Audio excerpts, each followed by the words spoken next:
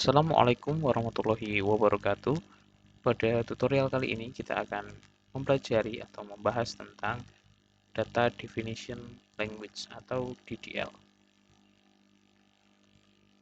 Jadi kita akan mempelajari dari pengantarnya dulu apa itu DDL, kemudian juga perintah-perintah apa yang ada di dalam DDL itu sendiri. Yang pertama dari DDL ada empat dari perintah dalam SQL atau Structure Query Language.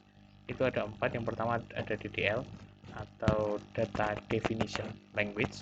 Seperti namanya, DDL di sini dia akan berhubungan dengan definition atau pendefinisian suatu struktur dalam database.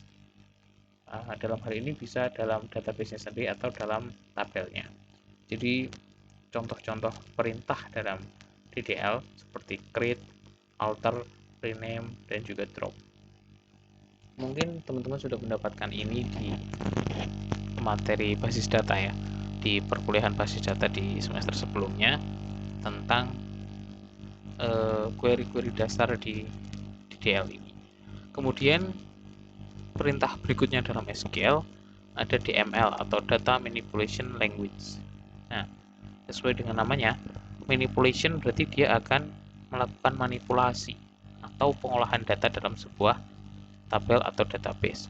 Contohnya select untuk menampilkan, kemudian insert untuk memasukkan data, update untuk melakukan perubahan data, ataupun delete untuk melakukan penghapusan atau pendeletan data.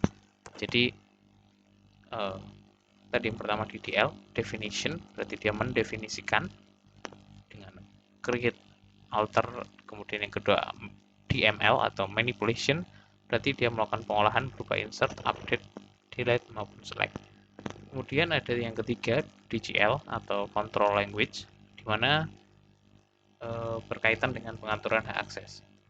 Maksudnya di sini hak akses dalam user, kemudian database, tabel maupun field. Jadi misalkan dalam sebuah database itu hanya boleh diakses oleh bagian keuangan, maka perlu dilakukan pengolahan database-nya menggunakan DGL atau control language. Jadi siapa-siapa saja yang bisa mengakses itu sudah di restriction atau dibatasi siapa-siapa bagian apa saja yang boleh mengakses. Kemudian yang terakhir, TTL atau Transaction Language, ini berkaitan dengan transaksi atau pengelolaan data transaksi di dalam database. Nah, nanti kita akan belajar ini juga menggunakan perintah commit dan juga rollback. Kemudian DDL atau Definition Language tadi yang menjadi pokok dari bahasan materi kita yang kedua ini. Jadi kita akan mendefinisikan dan mendeklarasikan objek. Jadi definition atau definisi berarti kita akan mendefinisikan. Perintahnya tadi ada create, ada drop, ada juga alter. Nah, kita masuk ke perintah-perintahnya. Misalkan nih dalam sebuah contoh kasus kita membuat sebuah basis data penerimaan siswa baru di suatu sekolah. Di sini ada tabel orang tua, tabel pendaftar, tabel sekolah asal, tabel staff, dan juga tabel pekerjaan dengan tabel yang saling berrelasi seperti ini. Ini adalah gambaran ERD. Sudah bertanya sebelumnya juga bagaimana cara membaca ERD. Misalkan dari pekerjaan, tabel pekerjaan, isinya tadi ada ID kerja, ada nama, kemudian juga ada keterangan. Nah, kemudian dari orang tua ini ada ID orang tua, di sini otomatis dia akan jadi primary key ya, akan menjadi kunci utamanya. Kemudian ada misalkan di pendaftar ada nama, ada gendernya dan sebagainya. Jadi ini field-field yang mengisi dari ERD. Jadi dari ERD ini kita coba untuk merealisasikannya ke dalam sebuah basis data. Basis data yang akan kita gunakan masih menggunakan bahasa SQL atau Structure Query Language-nya. Jadi masih berlanjut dari pembelajaran teman-teman yang sebelumnya. Kalau dulu menggunakan SQL, kita akan beralih ke SQL Server, di mana sebenarnya tidak ada perubahan yang terlalu signifikan, tetapi di sini dia lebih powerful juga untuk digunakan pengelolaan basis data. Oke, kita masuk ke create. Yang pertama kita coba menggunakan query create. Create di sini otomatis sesuai dengan namanya ya, dia akan melakukan pembuatan atau membuat sebuah table ataupun database. Misalkan kita membuat database dalam SQL Server seperti ini. Create database, ini adalah nama databasenya, DB-BSP, penerimaan siswa baru ya. Jadi on primary, kemudian namanya di sini BSP dengan lokasi ya, di sini di file name-nya. Kita bisa simpan di dalam directory D, kemudian juga kita masukkan di sini DB-BSP namanya tadi. Kemudian dengan size-nya 10, max size-nya 50, maksimal ukurannya dalam megabyte ya biasanya. Kemudian file grow-nya atau pertumbuhan filenya akan sebanyak 2. Kemudian kita log-nya untuk data transaksinya, misalkan kita merupakan perubahan nih. Jadi di sini ada 2 file. Yang pertama adalah MDF dan juga LDF. Kuncinya bedanya di sini, M dia berarti master atau dia data yang tidak dirubah-rubah. Artinya ketika kita mendefinisikan sebuah database, maka data inilah yang dia akan menjadi primary, maksudnya menjadi sebuah data yang istilahnya data yang tidak berubah-ubah. Jadi dia adalah dengan struktur yang sudah dibuat, maka penyimpannya kalau dalam SQL Server ada MDF, jadi dia datanya yang menjadi utama gitu loh. Jadi misalkan kita membuat database ini, maka di sana sudah ada strukturnya, maka ini yang ketika kita merupakan perubahan ini tidak berubah, tapi yang akan berubah adalah di sini di LDF-nya. Jadi data lognya di sini yang akan melakukan perubahan, atau ketika kita melakukan alter, kita melakukan misalnya drop, yang berubah di LDF. Jadi bedanya ketika kita melakukan SQL Server ada 2 file yang kita definisikan, yaitu dari MDF-nya dan juga LDF-nya. Seperti itu. Kita lanjut ke use and drop. Kemudian dari fungsi dari use and drop di sini sudah jelas ya, maksudnya dari artinya, dari namanya juga sudah jelas apa itu fungsi use dan juga drop. Use di sini berarti dia akan digunakan untuk mengaktifkan nama database. Ketika database tadi sudah berhasil kita create, maka kita bisa menggunakannya di useDB. Jadi kita bisa gunakan ini di menggunakan query, atau nanti kita cukup praktikkan di praktikum bagaimana kita mengaktifkan database di SQL Server. Itu bisa menggunakan kolom yang ada di pojok kiri atas, atau kita bisa gunakan query use.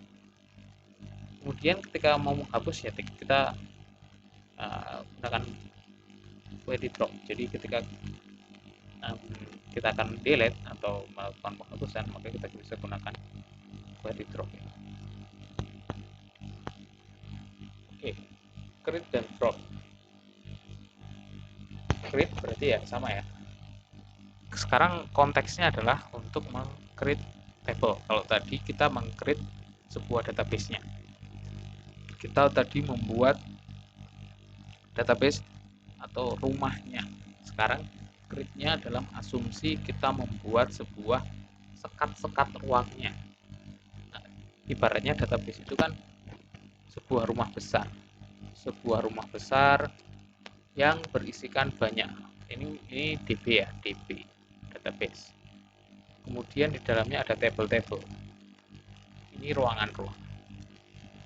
tamu, kemudian ada juga kamar tidur, kamar mandi, dapur dan sebagainya. Itu kita ibaratkan sebuah table. Jadi ketika rumah ini dalam lingkup database, misalkan tadi sekolah, database penerimaan siswa baru, maka di sini adalah tabel-tabelnya. Di sini ada tabel orang tua, tabel nama siswa, tabel asal sekolah dan sebagainya. Jadi analoginya seperti itu. Nah, kita membuat di sini tabelnya dengan fungsi atau query create table, kemudian baru kita membuat nama tabelnya, tabel pekerjaan. Kemudian kita buka dengan kurung buka, dengan kita definisikan pertama kali adalah primary key-nya dengan nama field-nya, kemudian di sini dengan tipe datanya. Kemudian kedua nama juga atau nama field-nya, kemudian dengan tipe datanya, dan di sini panjang data. Kalau kita menggunakan integer di SQL Server, maka kita tidak perlu mendefinisikan panjang datanya berapa. Ketika kita menggunakan varchar, maka kita perlu mendefinisikan bahwa berapa panjang data yang kita butuhkan untuk pendefinisian di query create-nya. Ketika drop, maka ya tinggal di drop, kemudian drop table, kemudian nama tabelnya. Selanjutnya null dan juga not null. Maksudnya di sini kalau null berarti dia kosong, kalau not null berarti tidak boleh kosong. Jadi harus diisikan. Jadi kalau null itu sunnah untuk diisi, boleh diisi, boleh tidak. Kalau not null berarti dia wajib untuk diisi. Nah, penentuan ini juga tergantung dengan kebutuhan.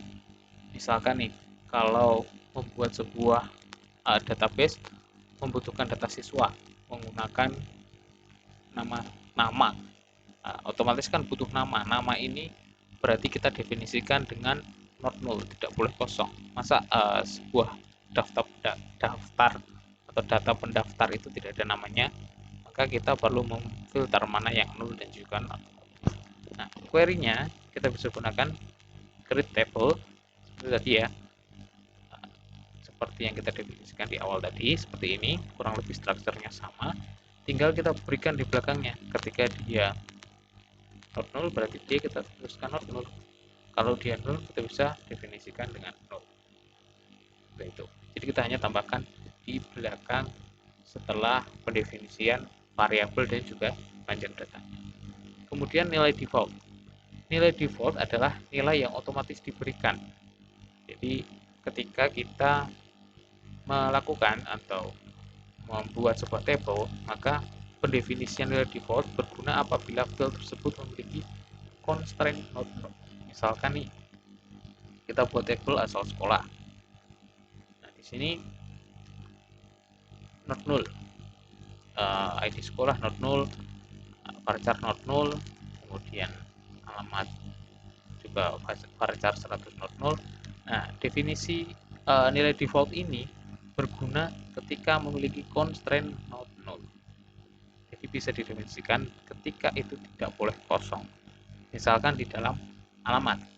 Kalau di dalam alamat itu kan datanya diperlukan. Semisal di dalam sistemnya itu tidak menerima atau bisa melakukan misalkan ada kesalahan nih, ternyata settingannya dia bisa dilewati, maka kita bisa gunakan default di sini. Default dengan kita menginputkan alamatnya adalah Yogyakarta. Ini untuk antisipasi saja bahwa nilai default yang kita definisikan itu pun kita bisa lakukan di SQL Server. Kemudian juga primary key.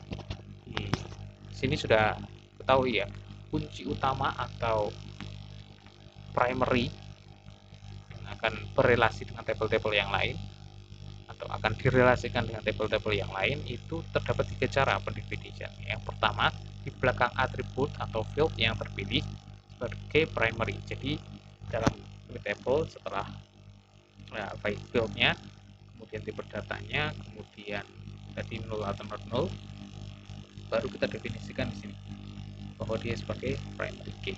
Itu cara yang pertama. Kemudian cara yang kedua itu dilakukan dengan mendefinisikan constraint pada saat akhir pendefinisian table. Jadi setelah tabelnya kita buat di sini ada field 1, field 2, field 3, baru kita definisikan lagi di sini.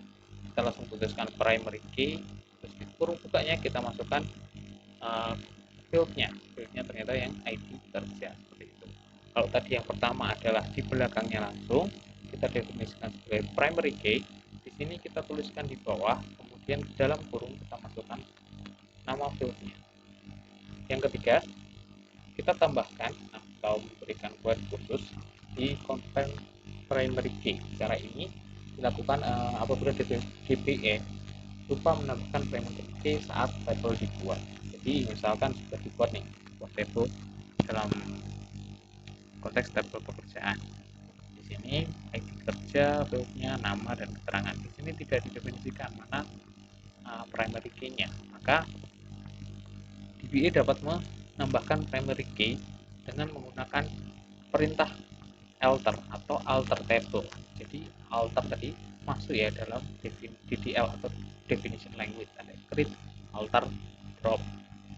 Nah itu alter nanti akan melakukan perubahan di situ dengan mendefinisikan ketika tabelnya di alter table, kemudian nama tabelnya ditambahkan add constraint,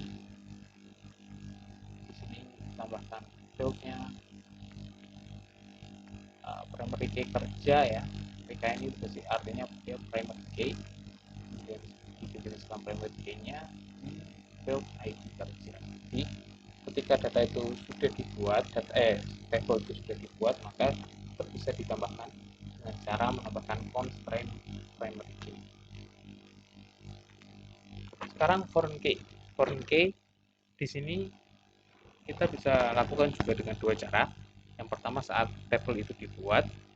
Nah, di sini contohnya create table orang tua.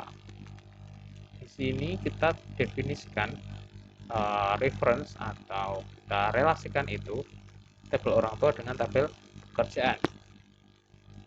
Di sini ya. Karena otomatis kan orang tua akan memilih pekerjaan. Jadi itu akan berelasi. Jadi kita bisa definisikan di sini kerja ayah. Jadi ada nama ayah, tanggal lahir, ada kerja ayah integer not null. Nah, kerja ayah ini dimaksud dari tabel pekerjaan. Jadi dia diambil dari tabel pekerjaan yang reference itu merujuk ke tabel pekerjaan dengan ini primary key-nya ID kerja. Jadi kerja ayah kita definisikan sebagai kerja ayah di dalam tabel orang tua, tetapi kita mengambilnya itu data dari tabel kerja dengan primary key-nya ID kerja. Misalkan seperti ini nih. Saya gambarkan biar lebih jelas di sini. Tabel pekerjaan ya. Tabel pekerjaan ada namanya ID kerja. Ada ID kerja. Sedangkan di tabel orang tua kita definisikan itu sebagai kerja ayah nama fieldnya. Sorry berantakan ini. Kerja ayah. Oke. Nah, ini dari primary key biar kita berelasi seperti ini. Berarti kita tambahkan field ini tadi reference. Biar ini kan sama sebenarnya. Hanya dia berbeda ke apa namanya? Nama fieldnya saja di tabel yang berbeda. Jadi kita tambahkan reference, kemudian tabel pekerjaan, merujuk dari tabelnya ya, tabel sini, kemudian kita ambil ini fieldnya aslinya dari tabel pekerjaan. Kemudian kita definisikan cara yang kedua, itu saat tabel telah terbuat, maka kita akan menggunakannya tadi, menggunakan kembali perintah alter. Jadi kita akan memodifikasi atau memberikan tambahan setelah tabel itu berhasil dibuat. Jadi kita lakukan alter table terlebih dahulu, kemudian kita tambahkan constraint-nya. Jadi tadi kalau PK itu primary key, kalau FK berarti foreign key. Kemudian kita tambahkan tadi ya, kerja ayah itu adalah tabel yang kita dapatkan dari maksudnya field yang kita dapatkan dari tabel orang tua, sedangkan reference kita mengacu dari tabel pekerjaan. Jadi ini kita dapatkan dari tabel aslinya ya, dengan fieldnya ID kerja. Kemudian untuk menghapus, kita tinggal juga bisa melakukan alter table dengan menambahkan field drop constraint. Kemudian selanjutnya kita bisa tambahkan juga kolom dengan menggunakan alter table kembali. Jadi kita bisa menambahkan kolom atau field baru dengan menggunakan alter table, kemudian juga kita tambahkan add. Nah, query add di sini untuk menambahkan Misalkan di dalam tabel orang tua kita tambahkan email. Kalau kita ingin menghapus, maka kita tinggal tambahkan atau ganti query add tadi dengan query drop dengan tambahan kolom juga email. Seperti itu. Selanjutnya untuk mengubah kolom, jadi kolom itu juga bisa dirubah, kita lakukan perubahan kembali, kita menggunakan alter table. Nah, alter table di sini, jadi kemungkinan tetap pembuatan itu masih ada kesalahan, itu masih bisa terjadi, sehingga kita bisa melakukan modifikasinya menggunakan alter table tadi. Jadi kita tambahkan alter, kemudian nama kolomnya email, kemudian di sini kita definisikan yang baru. Ternyata emailnya butuh 100 atau 100 panjang datanya. Jadi kita tinggal tambahkan di sini 50. Jadi seperti itu untuk gambaran dari DDL atau definition language. Kita bisa melakukan beberapa hal tadi terkait penggunaan DDL ya. Kita bisa create, kita bisa alter, kita bisa rename, ataupun kita bisa drop. Jadi kita akan melakukan praktikumnya di pertemuan selanjutnya. Di praktikum kita akan membuat database, kita akan melakukan sebuah skenario. Kita bisa menggunakan perintah-perintah SQL dalam DDL ini. Kita create, kita lakukan alter, kita lakukan drop, atau kita lakukan rename. Jadi untuk teori pengantar dari DDL ini saya cukupkan, semoga dapat dipahami. Terima kasih. Wassalamualaikum warahmatullahi wabarakatuh.